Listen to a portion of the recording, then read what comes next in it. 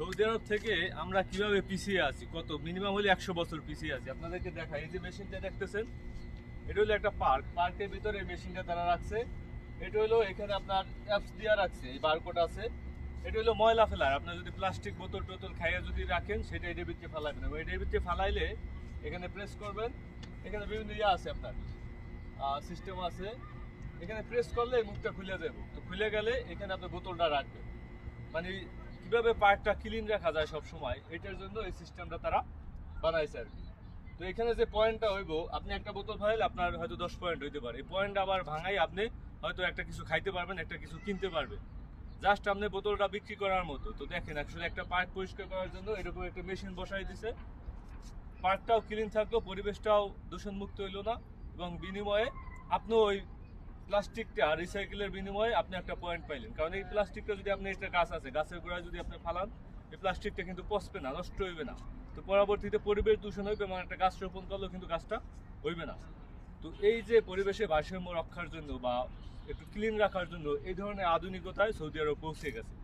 আর আমরা শুধু বিভিন্ন জায়গায় চাঁদাবাজি, দুর্নীতি, লুটপাট এগুলো নিয়ে পড়ে আছি।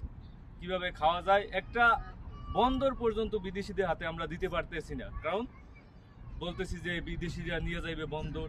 আর ভাই, আধুনিকতার ছোঁয়া যদি আপনি নিতে চান, তাহলে আধুনিক বিশ্বের সাথে কানেক্ট হইতে হইবে।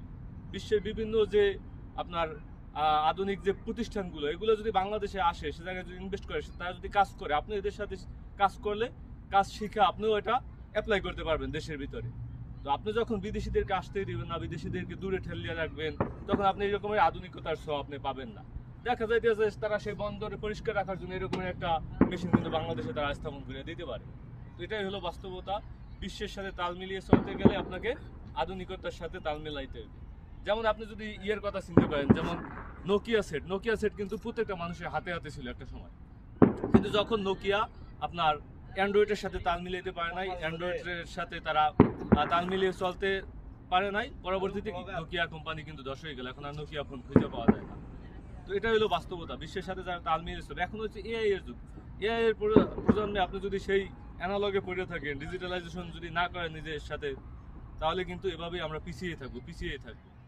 তো এটা জাস্ট একটা উদাহরণ দিলাম যে আসলে পৃথিবী কোথায় চলে যাইতেছে, রাষ্ট্রগুলো কোথায় চলে যাইতেছে, আর আমরা এখনো সেই পুরনো জমানায় পড়ে আছি।